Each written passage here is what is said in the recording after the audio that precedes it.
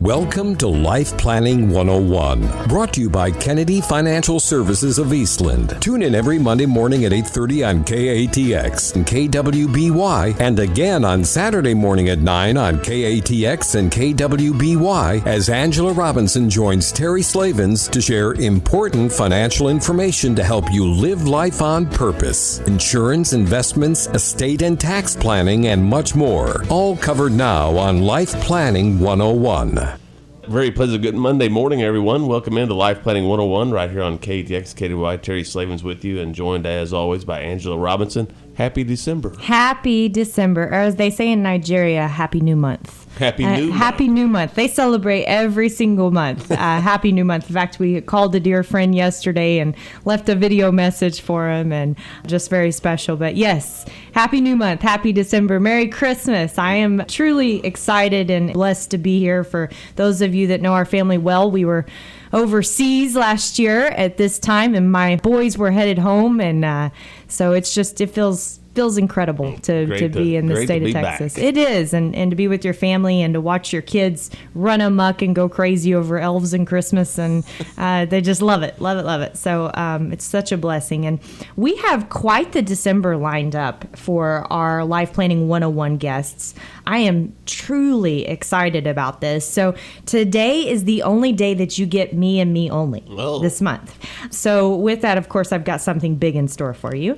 But following that, next week, we're going to have on an estate planning attorney from Chicago. And this gentleman works with very high net worth people. He works with a lot of celebrities.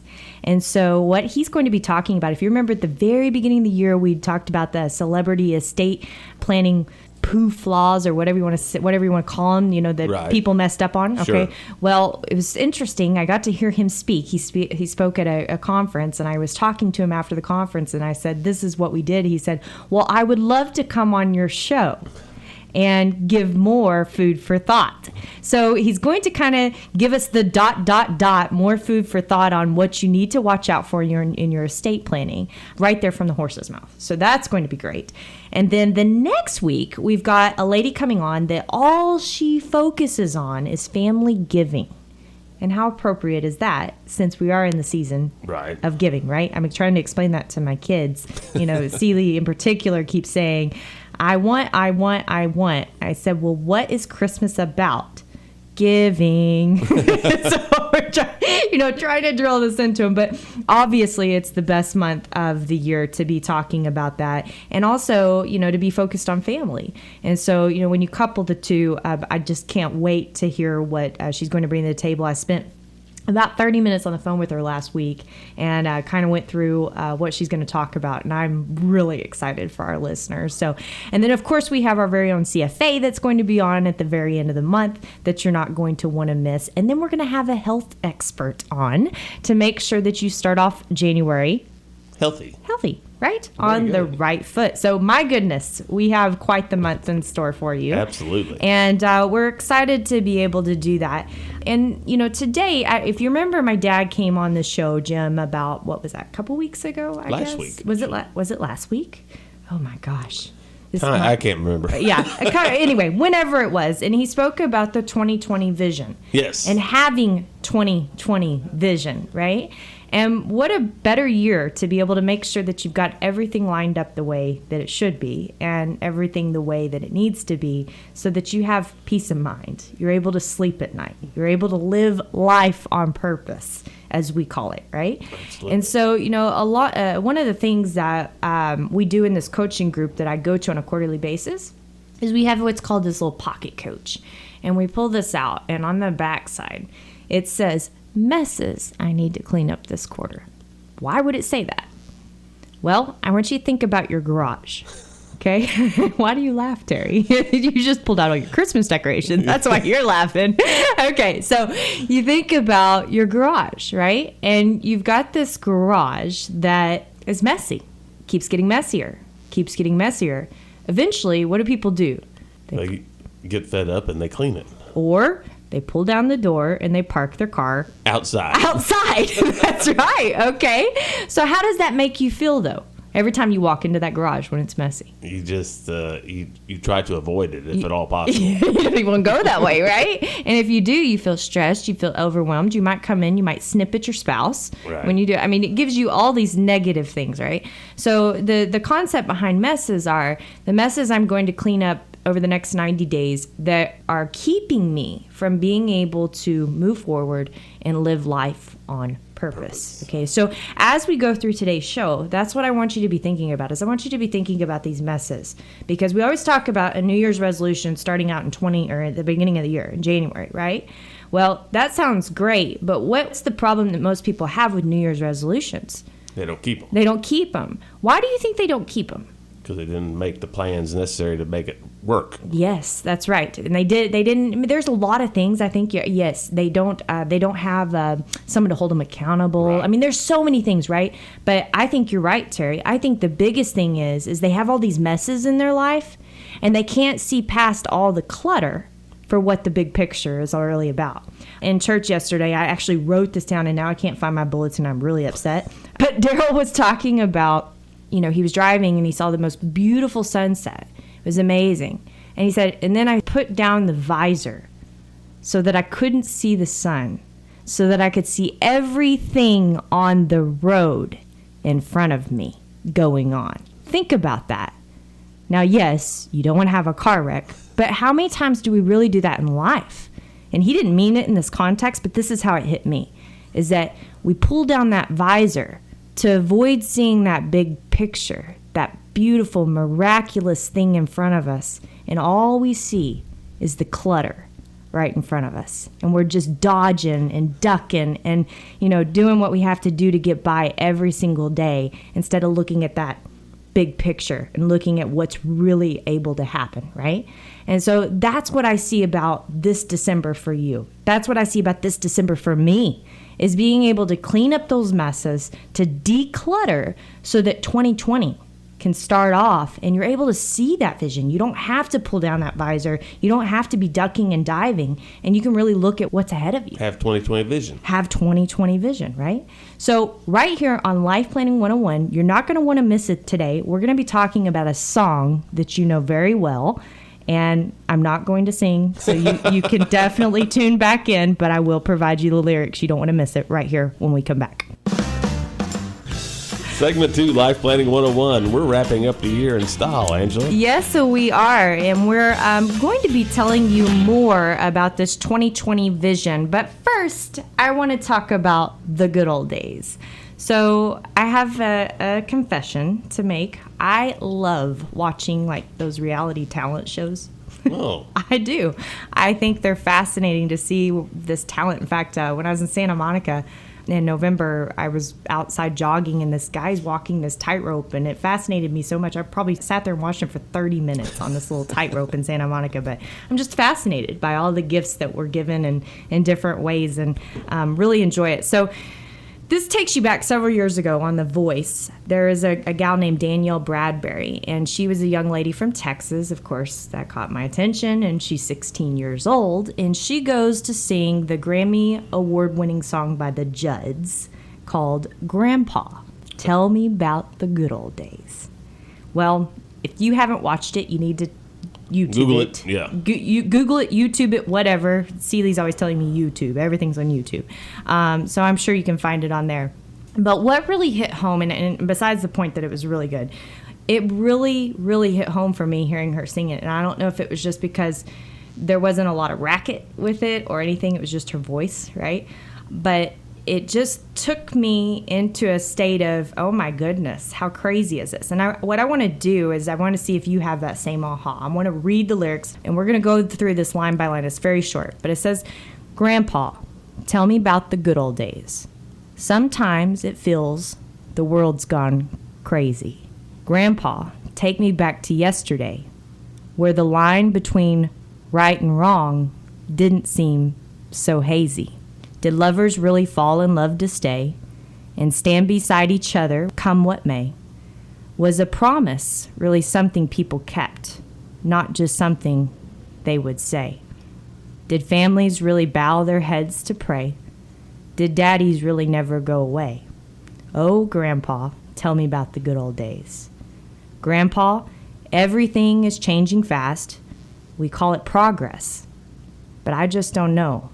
And Grandpa, let's wander back into the past and paint me a picture of long ago. Did lovers really fall in love to stay and stand beside each other come what may? Was a promise really something people kept, not just something they would say and then forget? Did families really bow their heads to pray? Did daddies really never go away? Whoa, Grandpa, tell me about the good old days. Now, I want you to take this back to when this won the Grammy Award, 1987. Wow. That was 32 years ago. Could this same song be written today? Absolutely. Absolutely. We're saying the same thing that was said 32 years ago. You think about this crazy world that we live in that's moving so fast that people just say things need to slow down in politics or whatever. And there's this new thing called truthiness out there. It's not even real truth. It's truthiness. It's this line between right and wrong that you make the truth what you want it to be. Right? I mean, all of these things, they're called different things, but they're the same thing. Right? And so my aha when I was reading this was the fact that we can always live in the past and think things were better in the past. Or we can choose to live in the present and we can start making things the way that we want them to be, right? And there's this great book. And by the way, if you're a business owner in particularly, I highly recommend reading this book. It's a great book for anybody that works, but it specifically business owners because it talks about a way of culture. And it's called Doing Business God's Way. And I was given it by a friend that actually owned a business here in Eastland several years ago, and we had our entire team read this book. And I'll be honest, when I started reading it, I was a little bit taken back. Okay, I was like, oh, this is a little much, right? But really, it got my attention in a lot of ways, just like this song did, and primarily with the fact that, you know, the only way that things are going to change on a worldwide basis are in our country. I can't tell you how many times our country is prayed for. My goodness, there's amazing songs being written about our country right now, right? You know, our hometowns, how that's going to change, or our homes and our communities, whatever it is. The only way all of that's going to change is if you start making a change in your home. And what you do, what one person can do, can expand to multiple people, what they see you do. And in fact, someone told me after we brought Brian home, and you know, Brian, our youngest son, he was something that we prayed for. And so, you know, to us, he is a blessing. Sure. He is our blessing. He is our promise from God. And, you know, someone said, what you've done is so wonderful. And I said, no, I said, you don't understand. This is something that God placed in our heart. It's something we wanted. It's not something so wonderful. And he said, no, what you don't understand is you lit a fire. You lit a fire that has inspired other people to do other things because you did it. And he's right. Sure. You know, if we each do something inside of ourselves that is considered greatness, what can that do for others? I'm reading a great book right now. Gosh, I think his name is Tony Evans. I think he's a preacher, and I'm not getting off on a saga here, I promise. But it's talking about your destiny, and in it, he talks about, you know, the fact that he was blessed enough to find his destiny at 18 years old, and he's a preacher. But he says some people are less fortunate at that. Some people don't know where their destiny is or what their destiny is. And he said, but some people just know. And he said one time he was in Billy Graham's, the great Billy Graham's office, and the secretary is just going at it, data entry, and joyful. And he said, so do you like what you do? And she goes, I love it. He said, well, how long have you been doing it? She said, over 20 years. He goes, how could you like doing data entry for over 20 years? And she said, because I'm making a difference. If it wasn't for what I do, people wouldn't be able to be connected to us. And see, she found her purpose in data entry. Okay, so his whole premises of the book is it doesn't matter what your calling is. It's the fact that you live in your calling, and then of course you have this love of life, right? You have the eternal joy. And so I think about this, and I think about this song, and I think about if we always are living in the past or always living the future, and we refuse to live in the present, can that really be joyful for any of us? No, it can't. And so, we've got to be able to have our vision. Yes, our 2020 vision. We have to be able to clean up our messes in the past, but we have to find a way to be able to live in the present. And if something in your past is holding you back, some messes are holding you back from being able to do that, or something in your future that you're uncertain of, scared of, worried about, don't want to take that step because whatever that reason is, that's a mess.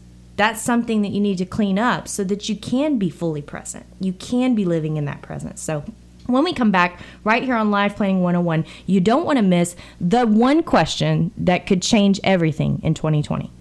Final segment, Life Planning 101. Angela? Yes, and we are talking about 2020 vision. Okay, so this is kind of a deep one, isn't it? This whole show, but I think it's important. I think in order for people to live life on purpose, we obviously manage money. We manage everything to do with money. Doesn't matter if it's investments, taxes, insurance, liabilities. It doesn't matter, right? That's our bailiwick. But we can't do that if we don't know what people's purpose is and how to help them live life on purpose. And I think the reason why is we aren't in the business of providing joy. Unfortunately, that's the man upstairs that is in that business. And so, without that, there's only so much you can do to be happy. If you're always looking at your treasures on earth, you're never going to be happy. Sure. And so you've got to find that internal happiness and then build your life around that. Build everything you have around that. And we forget, we do it backwards. We accumulate, and we say, someday I'll be able, think about it, right? Right. And we do it so backwards. And so, I always think about John Maxwell. He always talks about beginning with the end in mind. And I used to do this with people a long time ago. I don't even know why I've quit. I used to do this when we were doing our infrastructure meetings, when we were getting to know somebody. And I would say, talk about Norman Rockwell. You know who Norman Rockwell is. Okay. You posted how many Lifetime magazine covers? I don't know. A ton. Yeah, a ton, right? But if you noticed, if you actually went back and Googled all those images, there's one thing that's in common about every single one of them. It's like this perfect American picture. Perfect. In the perfect American way. And so I always told people, paint yourself a Norman Rockwell of your life. What do you want that to look like? What does it need to be? A garage full of clutter. A garage full of clutter, right? Yeah, don't think so. No. But I think we forget to do that. We just live it, and we forget to be able to focus on that vision or that destiny that we have for ourselves. So I want to ask you a question, and this is something that we do ask all of the families that we work with. And in 2020, we're going to be, we do 5-year refreshes and 10-year refreshes, but in 2020, we're going to be making this a lot of our focus. And, we're going to be talking about over the next 3 years and having a 3-year vision. And, if I want you to imagine, so today's January 1st, 2020, and you're looking forward, okay? And you're placing yourself actually January 1st, 2023, okay? So you've had that time frame, those 3 years. It's all anew. Forget the old, forget the clutter. We've already cleaned it out, right? It's all anew. What has to happen over those 3 years for you to feel successful, both in business, professionally, and personally, emotionally, spiritually, physically? You think about that life wheel, and if you don't know what I'm talking about, you can go on our website and check it out, www.kennedy-financial.com, and go to that life wheel. But go through each of those areas and what has to happen over that 3-year time frame for you to feel successful about your progress. And notice I said progress. I didn't say perfection, right? You're never going to reach it. Never. News flash, okay? Not going to happen. But you can have progress, right? And so what has to happen? If you're looking back, another way of thinking about this is what would be unacceptable regrets that you don't want to have. We talk about that all the time, right? We don't want unacceptable regrets in life. So what would be unacceptable over that 3-year time frame? So either way you look at that, it's a very powerful question. And I encourage you to focus this December on cleaning up your messes and focusing on that question. So January 1st, 2020, you know what you need to be doing, right? In each of those areas. My husband is worse than I am in the sense of trying to accomplish all and everything. And, we've got 2 young kids and everything else going on in life. And we were talking the other day, and I've heard this like 4 times in the last month. So I said, okay, it's got to be a sign from God. This is what we need to be doing, because we've been praying on, having balance, having better balance within our family. And you said something, Terry, about the show you were watching. Right. They don't call the past a gift. They don't call the future a gift, but the present, it's a present. It's a present. That's why they call it's a gift. Today a present. Right. And so, having that balance, I think, has a lot to do with that, right? If we have balance in our lives, we're able to enjoy the moment. My husband is the world's worst. If he sees me working out, he literally snarls at me. And I said, why are you snarling? Because I'm not getting to work out today. This is really what goes on in our conversations, because, we both like to stay healthy, obviously. And I can't say that I don't do the same thing when he's doing it. I may not snarl at him, but I go, humph, and I turn around, right? So, but, if you put it in your mindset that you have to do that so often and you never get to it, you're going to become frustrated with yourself. So what I've heard, this little tool, is 3 a day. 3 a day. Focus on 3 aspects of that will, that balance will, a day. Don't focus on all of them. Just pick out 3. So if it's working out 4 days a week, that needs to be on there 4 times a week, right? Right. Family time. If it needs to be on there 2 times a week, put it on there. If you need to be working on your vocation, if you need to be working on your spiritual life, put it on there and focus on 3 a day really hard, rather than trying to focus on everything every day. Do 3 things really well rather than a bunch of things. That's right. Just and then average. It gives you permission. It gives you permission not to work out. I actually watched my husband do it last week, and I didn't snarl at him, right? So it works, right? So I want to leave you with something. This is something that when I was looking up stuff today, I came across this little poem online, and it was just a blog by someone called Aaron, and it was published in June 2008. And it was on familyfriendpoems.com. It says, thinking back on my life when I was a little child, so outrageous and bubbly, doing things that were wild. Thinking back on my life all those wonderful years, not a care in the world, no worries, no fears. Thinking back on my life, all the advice I was told, what a wonderful child my parents hoped they would mold. But as we all know, it was always what we dreamed. Life gets harder. And it's not what it seemed. There are 2 roads in life, the right one and the wrong one. The wrong one I chose, and it seemed life was done. But as time went on, I had to agree I can do and be anything I want to achieve. I have tried over and over and failed to succeed, but I am a soldier. That's what I believe. My life is too precious to let it slip away. I must try harder and harder each coming day. One day I'll soon be all that I am. How do I know, you ask? Because I know I can. Sometimes we give up too soon, but that perseverance is what God wants us to have to be able to fulfill our destiny. The road that each of us has, there's a reason for it, and I believe that because it makes us stronger for the future if we let it, right? So don't make excuses. Don't have blame. I tell my kids, no whining, no blame, no excuses, right? And that's what we need to have. So I want to leave you with one final thing, a little blessing. This is from Romans 15:13. May the God of hope fill you with all joy and peace in believing, so by the power of the Holy Spirit you may be abound in hope. The Advent candle was lit yesterday with hope. So prayer for you is hope. Clean up your messes so you can put your 2020 goggles on for 2020. Right here on Life Planning 101. Join us next week. My name is Angela Robinson. God bless everyone.